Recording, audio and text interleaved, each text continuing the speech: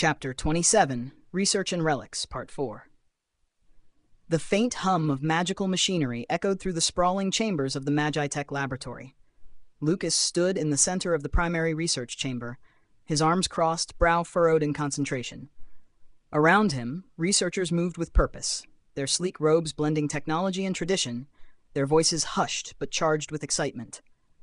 Suspended in the air before him, the relic tied to his wrist shimmered faintly, its dark, unnatural pulse a constant reminder of the secrets it held and refused to share. Mina leaned against a nearby console, her bright blonde hair catching the light from a hovering crystal overhead. She watched Lucas silently, her concern evident even without their telepathic link. His frustration radiated through the connection, though he kept his thoughts tightly controlled. She sighed and stepped closer, her boots clicking softly against the polished stone floor. "You've been staring at that thing for hours," she said gently, her voice cutting through the hum of the lab. "Any progress?" Lucas didn't look up. Instead, he raised his hand, the relic pulsing faintly in response. "Not enough. The researchers are trying, but this thing isn't cooperating. It reacts, but only faintly, like it's mocking us." Nearby, Dira scribbled furiously in her notebook, her dark hair falling in her face. She didn't lift her eyes as she spoke. The relics were never meant to be simple. They were crafted by beings far beyond our understanding. Unlocking their secrets won't happen overnight.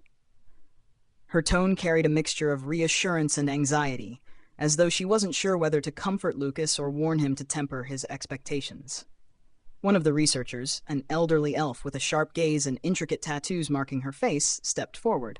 She adjusted the glowing instrument in her hands, a magi-tech device designed to measure magical resonance, and addressed the group.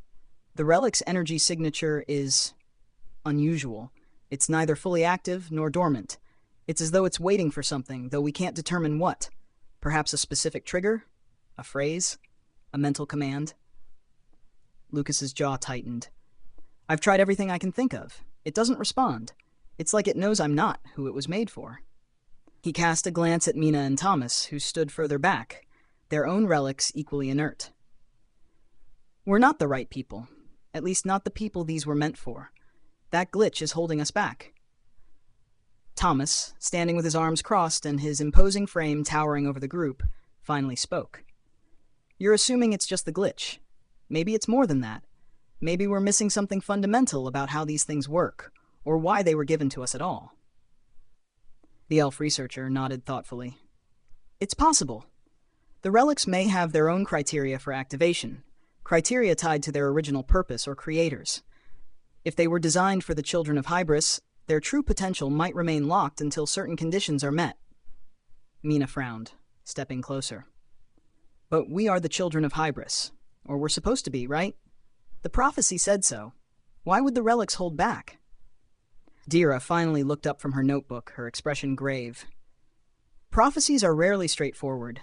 Even if you are the children of Hybris, there's no guarantee that the relics see you that way. They're ancient, alien creations. They don't think like we do. They might not care about prophecy."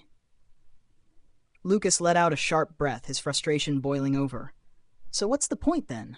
We've been fighting for our lives, dragged into this prophecy, and now the very tools we're supposed to use are broken. Or worse, they think we're unworthy. How are we supposed to stop the disciple if we can't even figure out how to use these relics?" The room fell silent, the weight of Lucas's words hanging heavy in the air. Even the researchers paused, their movements slowing as they exchanged uneasy glances. The disciple's approach loomed over everyone, an unspoken shadow that grew darker with every passing day. Mina placed a hand on Lucas's shoulder, her touch grounding him. "We'll figure it out. We always do. Maybe not today, maybe not tomorrow, but we will.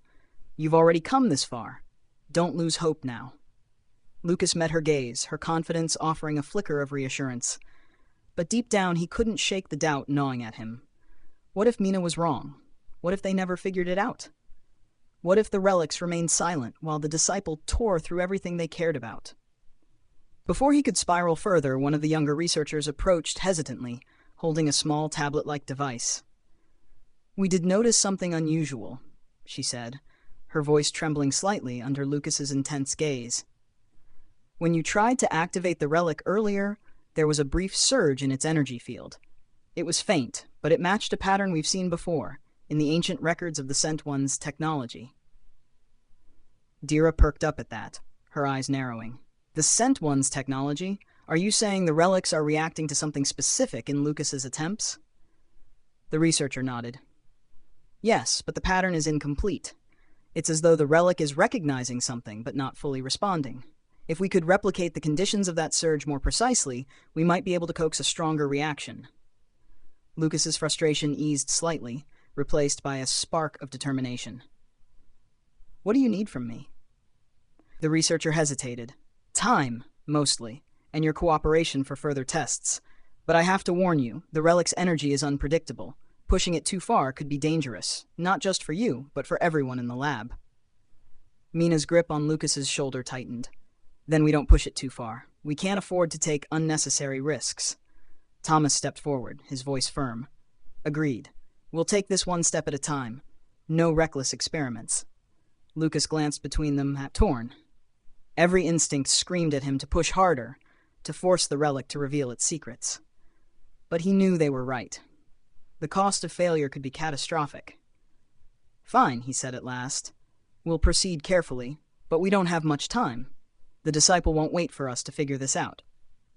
The group spent the next several hours working with the researchers, testing different approaches to coax a reaction from the relics. Despite their efforts, the progress was slow and frustrating. The relics remained stubbornly dormant, offering only faint glimmers of their true potential. By the end of the day, the team was exhausted. Their hopes dimmed, but not extinguished. Lucas sat on a bench in one of the lab's quieter corners, staring at the relic on his wrist. It pulsed faintly, its energy steady but unreadable. Mina joined him, sitting silently at his side. For a while, neither of them spoke. The hum of the lab and the occasional murmur of the researchers filled the silence. You did good today, Mina said softly, breaking the quiet. Even if it doesn't feel like it, we're closer than we were before. Lucas didn't respond immediately. When he finally spoke, his voice was low, almost a whisper. What if it's not enough? What if we run out of time before we figure this out? Mina placed her hand over his, her touch warm and reassuring. Then we'll find another way. We always do. For a moment, Lucas allowed himself to believe her. But as he looked at the relic, its dark pulse matching the beat of his own uncertain heart, he couldn't shake the feeling that their greatest challenges were still ahead, and that the answers they sought might come at a price they weren't ready to pay. The magi-tech laboratory was a marvel of arcane and technological integration. Its sleek, sprawling chambers gleamed with a metallic sheen, accented by pulsing lines of blue and violet energy running through the walls. Crystalline orbs hovered mid-air, casting a soft glow that illuminated the intricate web of devices stationed at various workstations. Engineers and researchers bustled about, their expressions a mix of intense focus and nervous energy. This was no ordinary project. Lucas and his group had brought them the mystery of the relics, and the stakes had never been higher. Lucas stood in the center of the main chamber, flanked by Mina and Thomas. Dira lingered near the edge of the room, her fingers twitching with unease as her gaze darted to the relic on Lucas's wrist. Despite its dormant state, the relic pulsed faintly, like a heartbeat just beneath the surface. It had been this way since their arrival at the laboratory, silent, watchful, and utterly enigmatic. Are you sure this will work? Mina asked, her voice steady but tinged with doubt. Her green eyes, usually bright with optimism, were shadowed with unease as she glanced between Lucas and the researchers preparing the experiment. Lucas hesitated, his brow furrowing. No, but if we don't try, we'll never understand what we're dealing with. His light brown hair, disheveled from hours of brainstorming, fell into his eyes as he adjusted the strap of his worn satchel. The satchel carried notes, theories, and scraps of information, everything they had gathered about the relics thus far. Thomas crossed his arms, his imposing frame adding weight to his skepticism. And if it backfires? If this thing decides we're not worth the trouble and fries us all? Lucas met Thomas's sharp gaze. We don't have the luxury of waiting. The disciple is coming, and we're running out of options. We need answers, now. The tension in the room was palpable. Even the researchers exchanged uneasy glances, their confidence shaken by the uncharted territory this experiment represented. Finally, Mina broke the silence. "I'll do it. If manipulating my blood can activate the relic, then I'm willing to take the risk." "Mina, you don't have to," Lucas began, but she cut him off with a raised hand. "We're all in this together," she said firmly. Her blonde hair shimmered under the laboratory lights as she turned to the lead researcher, an elf with sharp features and an air of precision. "What do you need from me?" The researcher inclined her head respectfully. "Just a small sample of your blood, Miss Mina. The procedure will be non-invasive, but I must warn you, altering your DNA, even temporarily, is not without risks." Mina nodded. "I understand. Let's get started." The team moved quickly, setting up the necessary equipment. A cylindrical chamber in the center of the room was prepped for the relic's placement, surrounded by a lattice of wires and conduits designed to channel magical energy. Lucas, meanwhile, prepared to establish a telepathic link with the relic, a technique he had only recently begun to master. As the researchers extracted Mina's blood and began the process of encoding it with arcane markers, Lucas closed his eyes and focused. The faint hum of the laboratory faded into the background as he reached out with his mind, searching for the relic's presence. It was like touching the edge of a storm, chaotic, swirling, and impossibly vast. The relic's consciousness, if it could even be called that, was alien and unyielding. Lucas felt a wave of resistance, a silent warning to stay away. "Connection established," Lucas murmured, his voice strained. The researchers worked quickly, injecting Mina's altered blood into the system. The relic, now placed within the cylindrical chamber, began to react. Its dark surface shimmered, faint pulses of light rippling across its surface. The hum of the laboratory grew louder, the air charged with energy. For a moment, it seemed to work. The relic's pulses grew stronger, its light intensifying as if awakening from a long slumber. Mina, standing beside the chamber, felt a strange warmth spread through her chest, a sensation that was both comforting and unnerving. But then, everything changed. The relic emitted a sharp, discordant sound, a piercing note that reverberated through the chamber. Lucas staggered, clutching his head as the telepathic link was abruptly severed. The room plunged into chaos as the relic's light flickered erratically, its once steady pulses now violent and unpredictable. "Shut it down!" the lead researcher shouted, her voice barely audible over the cacophony. Thomas sprang into action, yanking Lucas away from the chamber just as a surge of energy erupted from the relic.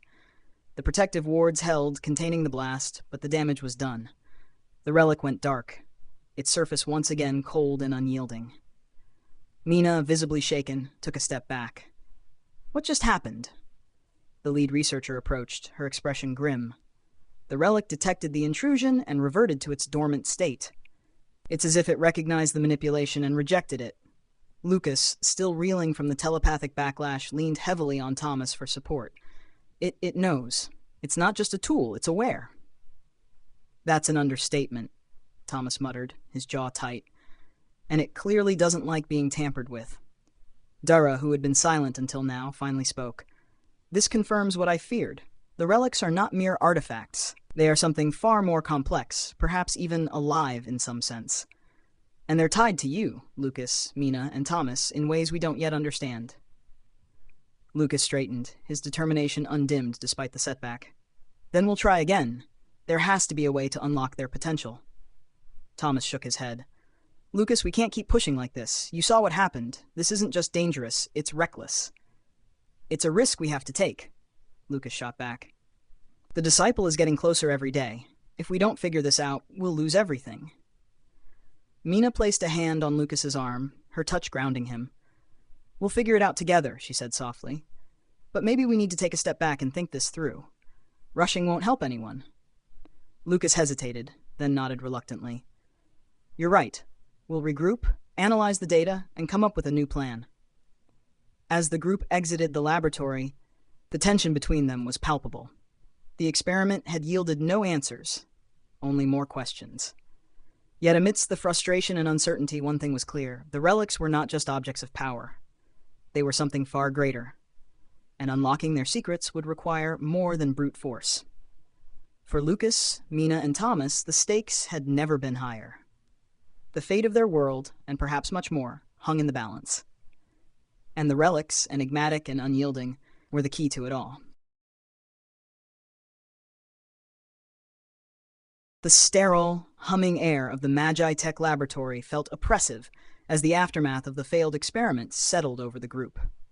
The flickering glow from the floating orbs above cast long shadows on the polished metal surfaces, highlighting the tension that permeated the room. Lucas, his expression strained, stood at the center of the laboratory, the relic still attached to his wrist. The sudden, violent surge of energy had left a faint, pulsing scar on his skin where the artifact had been. He could feel the residual power thrumming beneath his fingertips, but there was no denying it. The experiment had failed. Mina, standing nearby, caught his eye. Her face was set in an expression of quiet concern, her green eyes searching his for any hint of what he was thinking. Thomas, ever the pragmatist, was pacing by the far wall, arms crossed tightly over his broad chest.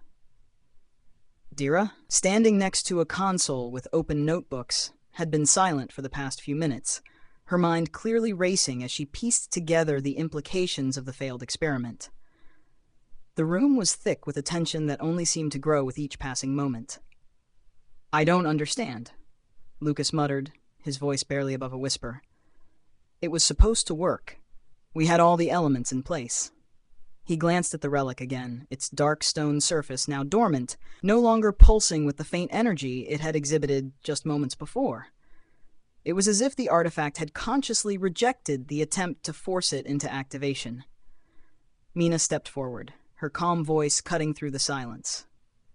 "Maybe it's not as simple as we thought. The relics, whatever they are, don't respond to our attempts to manipulate them like this. There's something more, something we're missing." Lucas's eyes flickered up to meet hers. He knew she was right, but the failure gnawed at him. He could feel the urgency of the disciples' approach, the pressure of time bearing down on him like an insurmountable weight. They couldn't afford to waste any more time. Yet, the failed experiment only raised more questions than it answered. "We'll have to keep trying," Lucas insisted, his voice firmer now.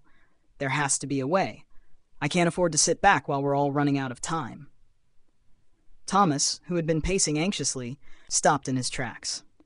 His sharp gaze fixed on Lucas, his face hardening. "This isn't just about time, Lucas. There's more at play here than you realize. You're pushing us all into dangerous territory, and I don't think we understand the full scope of what we're dealing with." Dira, who had been quiet for the most part, finally spoke up. "I agree with Thomas. The relics aren't just tools to be wielded. They're something else, something ancient. We need to understand their true nature before we proceed any further." Lucas shot her a glance.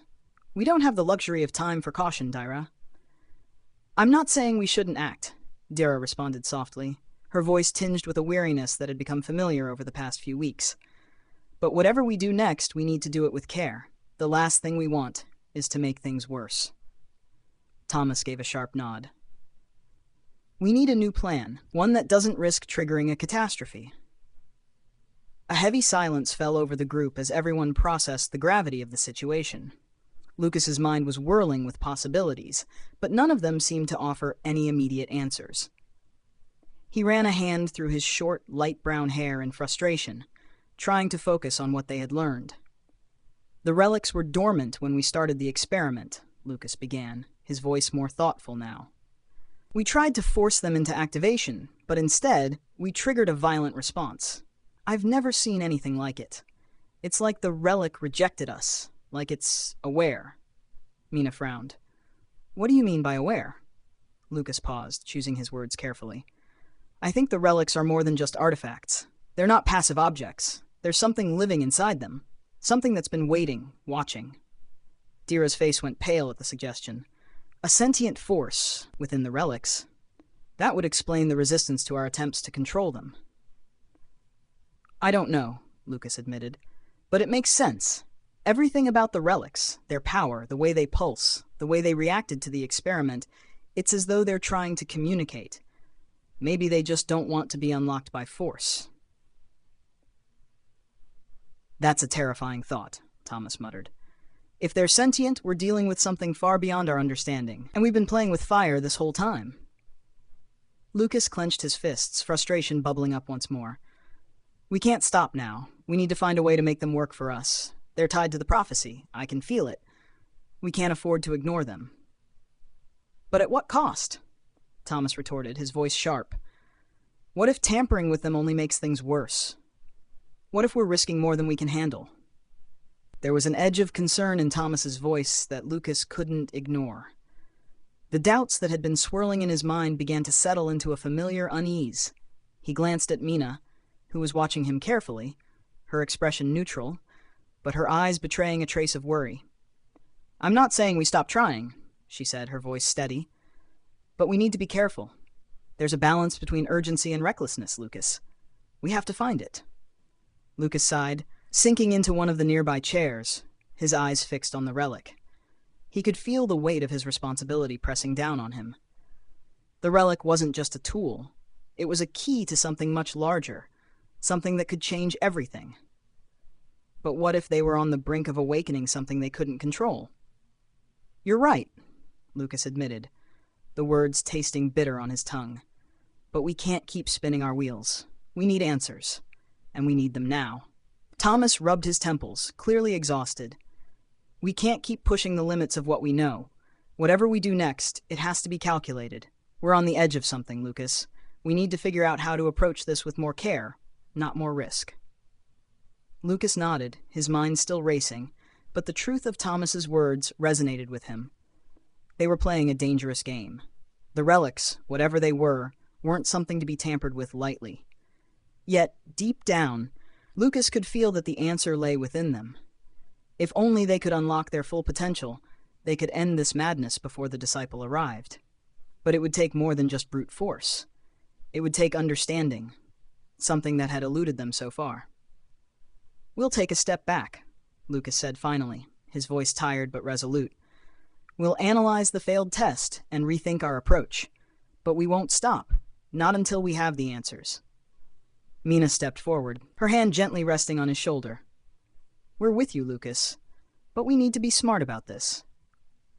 Lucas glanced up at her, gratitude flickering in his eyes. For a moment, the weight of the world seemed just a little lighter. As they prepared to regroup, the lab's hum seemed to intensify, a reminder that time was running out. The relics still pulsed with unknown energy, their secrets just out of reach. Whatever lay ahead, they would face it together, if they could find a way to unlock the mysteries that bound them. But that was a question for tomorrow. For now, they had to survive the uncertainty of today.